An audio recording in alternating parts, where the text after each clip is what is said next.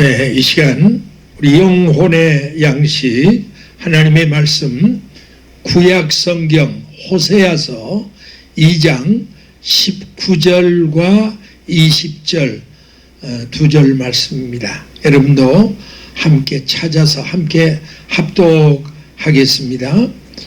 내가 내게 장가들어 영원히 살되 의와 공변됨과 은총과 긍휼이 여김으로 내게 장가들며 진실함으로 내게 장가들리니 내가 여호와를 알리라.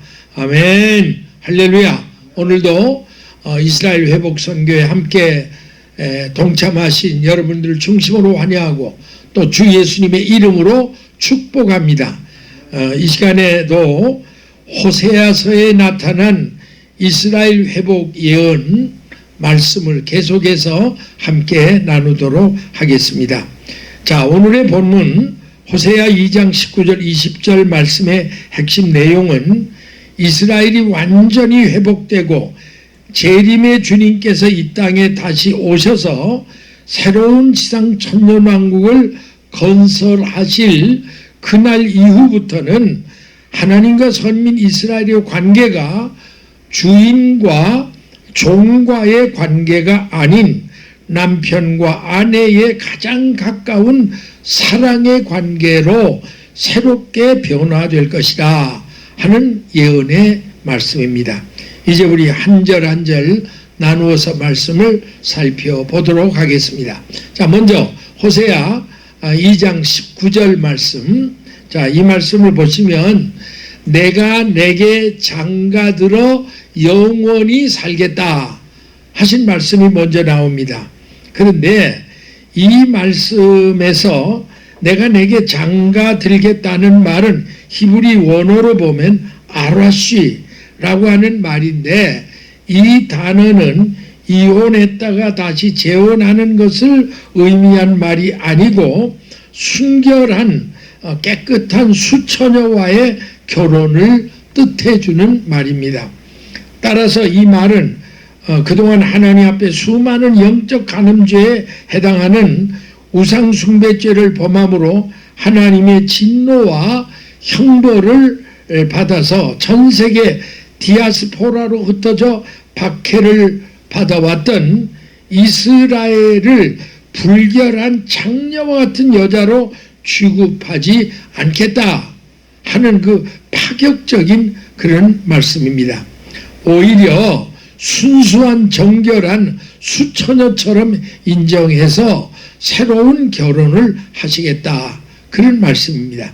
자, 이와 같은 사실은 지난날의 이스라엘의 죄를 용서하실 뿐만 아니라 이스라엘의 신분까지로 새롭게 회복시켜 주실 것을 선포해 주신 놀라운 은혜의 말씀입니다. 자, 우리가 이사야 62장 5절부터 7절 말씀을 한번 보겠습니다. 여기 보면 마치 청년이 처녀와 결혼함 같이, 여기 그 말씀이 나오죠. 처녀와 결혼함 같이 내 아들들이 너를 취하겠고 신랑이 신부를 기뻐함 같이 내 하나님이 너를 기뻐하실 것이다 라고 말씀을 하고 있습니다. 자, 오늘 이 말씀을 보면 영적으로 가늠한 여인과 같은 우리 성도들에 대한 하나님의 놀라운 그 사랑과 신랑 되신 예수 그리스도의 놀라운 은혜를 나타내 주신 말씀입니다. 즉 지난날의 모든 죄와 허물을 전혀 생각지 않으시고 우리 구속받은 성도들을 순결한 수처녀처럼 인정해 주시고 새로운 신부로 맞이해 주시겠다는 감격스러운 말씀이 아닐 수가 없습니다. 자, 그래서 우리 고린도 후서 11장 2절에 보면 하나님의 종 사도 바울이 고린도 교회 성도들에게 편지하면서 이런 말을 했습니다. 내가 하나님의 열심으로 너희를 위해 열심 내노니 내가 너희를 정결한 처녀로, 역시 여기도 마찬가지입니다.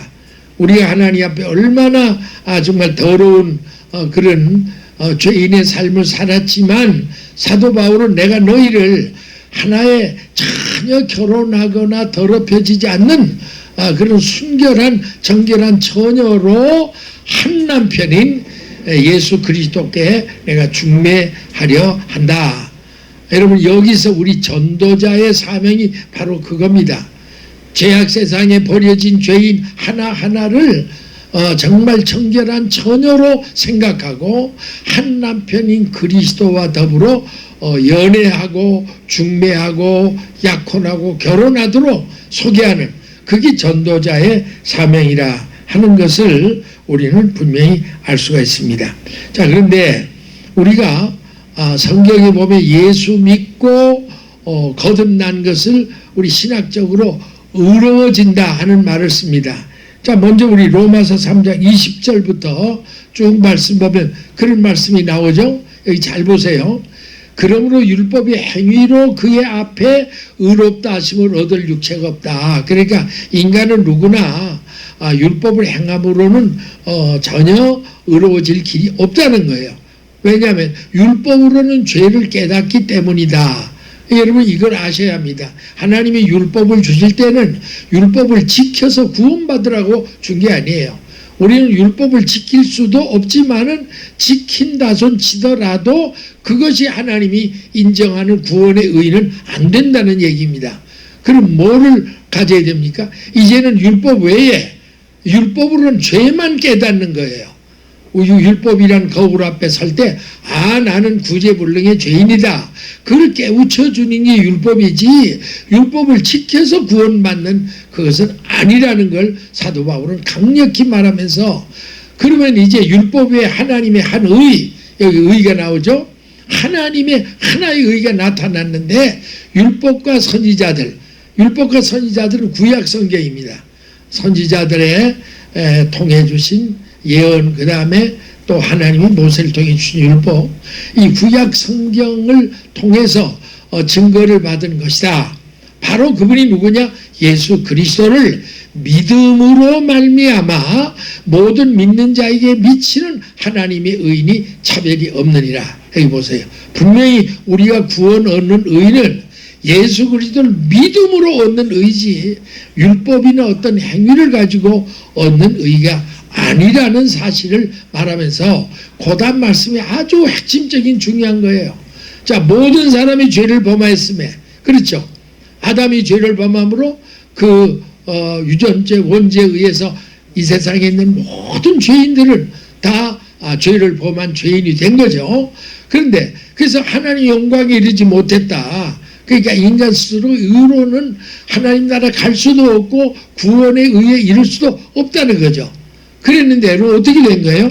그리스도 예수 안에 있는 구속으로 말미암아, 할렐루야, 바로 여기에 십자가 등장하는 겁니다. 예수님이 십자가에 피 흘려 죽는 그 구속으로 말미암아 하나님의 은혜로 값없이 의롭다 하심을 얻은 자 되었느니라. 할렐루야. 여기 보세요. 우리는 율법으로는 의롭다 할 수 없고 예수 그리스도의 구속의 십자가 은혜를 우리가 믿음으로 의롭다함을 얻었다. 그런데 거기서 그 중요한 거는 우리가 거듭날 때 우리가 신학적으로 justification, 칭의라 그렇게 말합니다. 의롭다함을 받았다. 그런데 그 원어의 뜻이 이런 뜻이라고 그래요. 그 의롭다함을 받았다는 뜻이 뭐냐면 죄를 이제껏 한 번도 지은 적이 없는 것 같은 사람으로 인정하셨다. 그게 성경에서 말하는 의롭다고 하신 말씀의 본 뜻이니까 전 정말 그 말씀 들을 때마다 하나님 앞에 얼마나 정말 감격한지 모릅니다. 여러분, 우리가 그동안 얼마나 많은 죄를 졌고 지금도 얼마나 많은 죄를 짓고 있고 앞으로 죽을 때까지 얼마나 많은 죄와 허물과 실수를 범할 겁니까? 그러나 하나님이 예수의 피를 보고 우리를 의롭다고 하실 때 그 말의 의미는 한 번도 죄는 지은 것이 없는 것 같은 바로 그런 의인으로 우리를 인정해 주신다. 그러니까 우리가 예수 믿음으로 얻은 의는 이렇게 완전한 의라는 사실을 믿고 하나님 앞에 감사드려야 하겠습니다. 자, 이제 나머지 그 호세아 2장 19절 20절을 다시 한번 돌아가 보겠습니다. 여기 보면 오늘의 본문 말씀에 하나님은 이스라엘 백성들에게 내가 장가들어 영적 남편이 되겠다 분명히 약속을 했죠. 그렇죠? 내가 장가들어 영원히 살되 내가 장가드다 라고 말씀했습니다. 그런데 그 영적인 남편이 된가 아울러 그들에게 5가지 축복을 결혼 선물로 약속해 준 거예요. 참 이것도 참 놀라운 대목입니다. 여러분 그 옛날 유대인의 결혼 풍습에 대해서 제가 많이 이제 자료를 통해 연구를 해보니까 그 중에 핵심은 이거예요. 자, 신랑이 이제 나이가 차서 결혼하고 싶다 이러면 이제 동네나 어디 다니다가 마음에 드는 여자를 보면 기회를 봐서 그 집을 간다는 거예요. 이제 가서 그 신랑 아버지 어머님에게 정식적으로 이제 프로포즈를 하는 거예요. 내가 당신 딸을 보니 너무나 아립답고 내가 정말 내 아내를 삼고 싶으니 허락해 주십시오. 물론 이제 그 사이에 오고 가는 중간이 있지만 대략적인 걸 얘기하면 그래요. 그래서 이제 그 신랑 신부 어머니가 봐서 그만하면 듬직하고 내 딸 고생 안 시켜주니까 그럼 그렇게 좋다 이제 이렇게 허락을 받으면 일단 거기서 이제 그 유대인은 약혼식은 없어요. 정혼식이라고 해요. 그 정혼식을 하기 전에 먼저 결혼 지참금을 지불해야 된대요. 그러니까 전혀 값을 지불하지 않고는 신부를 못 얻어오는 거예요. 물론 이것이 이제 예수님이 신랑 되신 예수님이 당신의 피값을 지불하시고 우리를 아내로 맞은 원리와 똑같은 겁니다. 성경과 같은 거예요.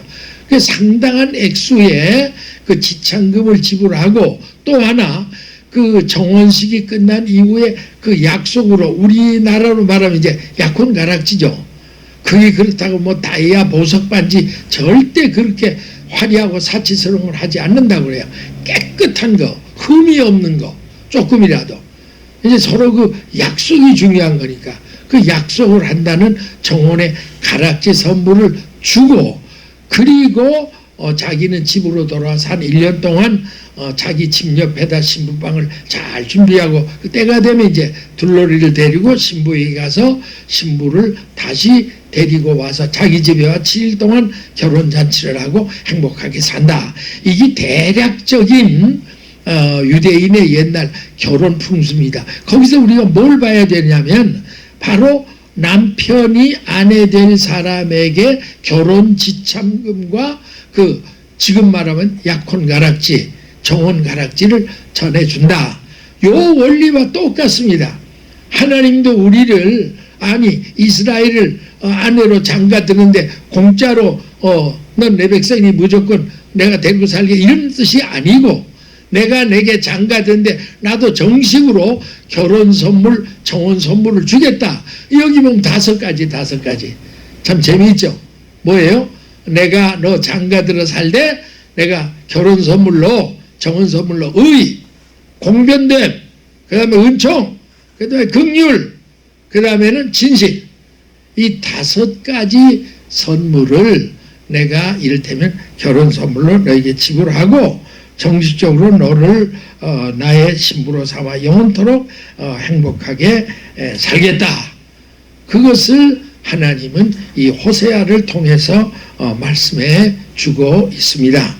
자, 이제 궁극적으로 이상과 같은 하나님이 은혜와 축복을 받고 난 후에야 이스라엘 백성들이 야훼 하나님께서 어떤 하나님이신가를 그들이 알 수 있는데 이전처럼 알되 머리 지식으로나 이론으로만 아는 게 아니고 산 체험을 통해서 전인격적으로 하나님을 알고 경외하고 올바로 섬기게 될 것을 말씀해 주고 있습니다. 자, 이제 우리 마지막으로 성경 한 절 드리겠습니다. 예레미야 24장 6절 7절. 자, 여기 보면 이제 우리 하나님의 그 이스라엘을 향한 정말 신랑이 신부를 향한 바로 그런 그 마음이 여기에 표현됐습니다. 뭐라고 했죠? 내가 그들을 돌아보아 좋게 하여 다시 이 땅으로 인도하여 세우고, 그러니까 디아스포라를 알리하겠다 한 말이지 그 말이죠. 그리고는 헐지 않고 씹고 뽑지 않고 다시는 이제 너희들 흩어버린 일이 없을 것이다. 그런 이후에야 비로소 너 이스라엘이 내가 진짜 너의 하나님 여호와인 줄을 아는 마음을 그들에게 내가 줄 것이다. 이게 보면요, 하나에서 10가지가 다 하나님의 사랑이고 예수님의 은혜예요. 이스라엘을 다시 불러들인 분도 아버지고, 그들에게 다시는 하나님을 배신하지 않도록 여호와만이 우리의 영혼의 남편이요 하나님인 걸 아는 마음을 그들에게 부어주는 거예요. 예. 다른 데는 이제 성령을 부어준다는 표현 뭐 같은 말입니다. 이 성령의 감화 감동으로 하나님만이 야훼 하나님이요 자기들의 참 하나님이요 참 영혼의 남편이라는 것을 깨닫는 마음을 주어서 그들로 하여금, 그 이스라엘로 하여금, 그 택한 백성으로 하여금 전심으로 내게 돌아오게 하리니, 몸만 돌아오면 뭐하냐 이거예요. 전심으로 돌아와야죠. 그러니까 지금 이스라엘 백성들이 일부가 돌아와서도 전심으로는 안 돌아왔어요. 돌아온 사람 중에도 메시아 주 안 된 사람이 더 많잖아요. 그게 몸은 돌아왔는데 마음이 안 돌아왔어. 왜냐하면 여호와인 줄 아는 마음을 하나님이 성령으로 강하게 이제 부을 때가 아직 안 됐기 때문에 그래요. 그걸 부으면 그들이 그때 가서 몸도 돌아올 뿐 아니라 마음도 다 하나님께로 돌아와서 결국은 뭐예요? 그들은 내 백성이 되고 나는 그들의 하나님이 되리라. 이 마지막 정말 클라이막스를 이루는 하나님의 놀라운 축복입니다. 사랑하는 이스라엘 회복 선교회 기도자 여러분, 오늘 이 시간 우리는 이런 말씀을 들으면서 택한 백성을 향한 하나님 아버지의 지극한 사랑과 은총을 다시 한번 재확인하시고 중심으로 감사와 찬양과 영광을 돌려드리시기를 주님의 이름으로 축복합니다. 할렐루야. 우리 감사의 박수, 영광의 박수 드리겠습니다. 기도합니다. 아버지 감사합니다. 오늘도 수많은 선지자를 통해서 이스라엘 회복을 그렇게도 간곡하게 예언하신 하나님, 특별히 호세아 선지자를 통해서는 더 절절한 아버지 자기의 더러워진 배신했던 아내를 수처녀처럼 다시 용서하고 받아들임하고 하신, 정말 우리의 가슴을 뜨겁게 하는 그 귀한 예언의 말씀을 저희들이 들으면서 우리 하나님의 그 놀라운 사랑과 은혜와 인내와 자비를 다시 한번 찬양합니다. 아버지 하나님, 어서 이스라엘이 돌아오되 몸만 돌아오지 말고 마음이 돌아와 하나같이 디아스포라가 알리하게 하시고 알리한 그들이 메시아니 주가 되는 놀라운 역사들이 이스라엘 땅에서 이루어지게 하시고, 또 오늘 우리 주위에 하나님을 몰랐던 창녀 같은 많은 죄인들도 하나님의 사랑을 듣고 뒤늦게나마도 예수 믿고 구원받는 역사들이 우리를 통해서 이루어지도록 도와 주시옵소서. 주 예수님의 이름으로 기도하옵나이다. 아멘. 할렐루야.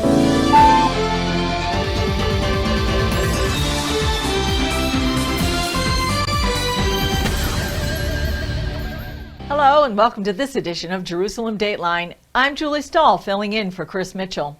Just 1 week after Israel began its second COVID-19 lockdown, the numbers of those testing positive to the virus are soaring, and the government decided to tighten restrictions even further. The push for a more rigid lockdown came just after word of nearly 7,000 cases and 32 deaths in a 24-hour period. This is a national emergency. We're in the midst of a prolonged war. This is a war for the economy, for health, and again, this is a war for life. Israeli Prime Minister Benjamin Netanyahu pushed through the measures despite opposition from the finance ministry and others. If we stand together, only if we fight together, only if we adhere to the rules together, only then will we defeat the pandemic. This is what we did in all of Israel's wars, and this is what we did in the first wave of the coronavirus. Israel has had more than 214,000 cases since the start of the pandemic, with more than 650 now in serious condition. But even Israel's coronavirus commissioner, Roni Gamzu, was opposed to the full lockdown. You cannot put your population locked down the entire year. We handled the risk quite well until 1st of September. Do not declare victory, do not declare failure, go ahead and still fight it. The increased restrictions began Friday and are scheduled to last at least until the end of the holidays in about 2 weeks. The lockdown includes synagogues except for limited prayers on Yom Kippur, reducing protesters and allowing demonstrations only within a kilometer of one's house, closing non-essential businesses, drastically reducing public transport, and allowing citizens to gather with only their nuclear families. The closure will cost an estimated $10 billion if it lasts 3 weeks. If we do not do this, there will be no alternative to a prolonged tight lockdown. Therefore, it's preferable to do it over the holiday period in which there are fewer working days. Netanyahu and alternate Prime Minister Benny Gantz agreed on the full lockdown. Netanyahu said as Israel faces a new year, he expects there to be a message of hope, but it would require everyone to show personal responsibility, including wearing masks, maintaining distance, and avoiding gatherings. Meanwhile, Haifa's Rambam Hospital is opening its underground bomb shelter facility as a coronavirus ward. In both Israel and elsewhere are marking Yom Kippur with prayers. Take a look at a story we did earlier on the significance of one of these prayers to both Jews and Christians. It's called the Vidui, a prayer of repentance and a plea for forgiveness. The Vidui is the central prayer of confession and for forgiveness of the Jewish people on Yom Kippur. And it's a prayer that they pray not only on behalf of themselves, but on behalf of all the Jewish people around the world. Reverend David Pelegi serves as the rector of Christ Church in the heart of Jerusalem's Old City. He studied the Jewish roots of Christianity for nearly 30 years. He says the Vidui recognizes, as Jeremiah the prophet wrote, that the heart is deceitful above all things, and that deeds need to follow repentance. One thing that we learned from the Jewish people, something quite important, especially about Yom Kippur, that it's not enough to say you're sorry. You have to confess, say you're sorry, and then at the same time take practical steps to change your behavior. The Vidui contains sections to be said both corporately and prayed by the individual. The group repeats confessions like, "We sinned before you, we betrayed you, we spoke falsely. Now we want to repent and ask your forgiveness." The individual prays in part, "O God and Father, maker of heaven and earth, I penitently acknowledge my sins, desiring to learn what is your will concerning me and resolving to devote myself more faithfully to your holy service." Pelegi says Christians can find a parallel between Yom Kippur and the teachings of Jesus. Now we have a saying of Jesus, don't we? It says, if you bring your gift to the altar and your brother has something against you, leave your gift at the altar and go and be reconciled with your brother. Jewish tradition says, go get your relationship right with your neighbor, with your brother, with your family member. Forgive and be reconciled. And then, on the Day of Atonement, when you begin to fast and pray and to confess, God will hear your prayer and forgive you as you have forgiven others. It's a teaching of Jesus, and it's also something that's part and parcel of Jewish tradition. And here the two line up very nicely. Chris Mitchell, CBN News, Jerusalem. It's a good reminder. And please pray for the Israelis as they go through this trying time of lockdown during the biblical holidays. That's all for this edition of Jerusalem Dateline. Thanks for joining us. Remember, you can follow us on Facebook, Twitter, Instagram, and YouTube. I'm Julie Stahl. We'll see you next time.